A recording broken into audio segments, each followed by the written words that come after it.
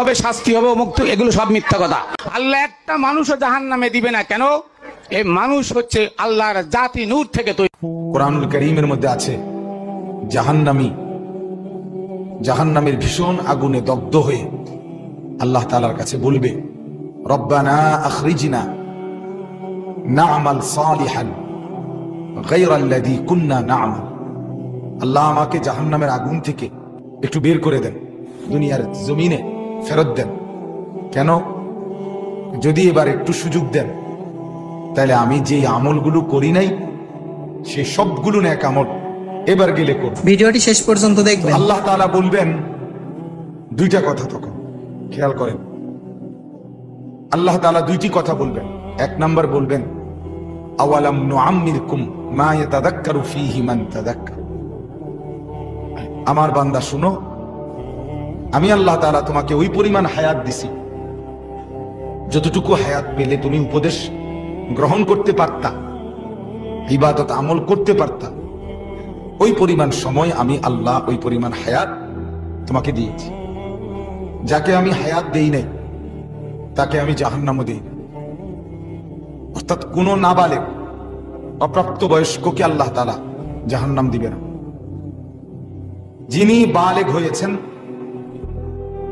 অর্থাৎ যেদিন থেকে গোসল ফরজ হয়েছে ওই মিনিট থেকে এরপরে যে যদ্দুর হায়াত পাইছি আমরা, এবার 10 বছর পান আর 100 বছর পান, ওই হায়াতের ওই সময়টুকুর হিসাব আল্লাহ তাআলার কাছে দিতে হবে।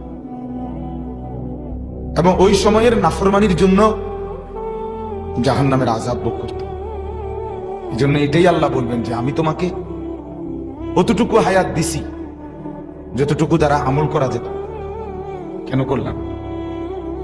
দুনিয়ার এত কিছু করতে পারলাম, হাসি কান্না, আনন্দ বেদনা, উল্লাস ফুর্তি, ঘুম, আহার নিদ্রা, মেহমানদারি, আপ্যায়ন, এক জায়গা থেকে আরেক জায়গায় যাওয়া, দেশ বিদেশ উপার্জন, এত কিছু করতে পারলাম, সিজদা কেন করতে পারলাম?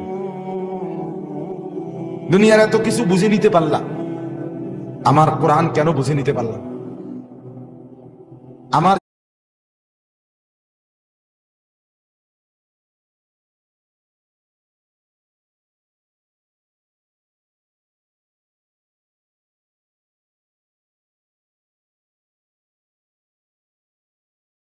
জিকির কেন সময় হলো? তাহলে এই কথা বলার তখন আমাদের কোনো জবাব থাকবে না। কি কারণে নামাজ পড়েন? সময় ছিল না, তো বাকি কাজগুলো কেমনে করলেন? কি কারণে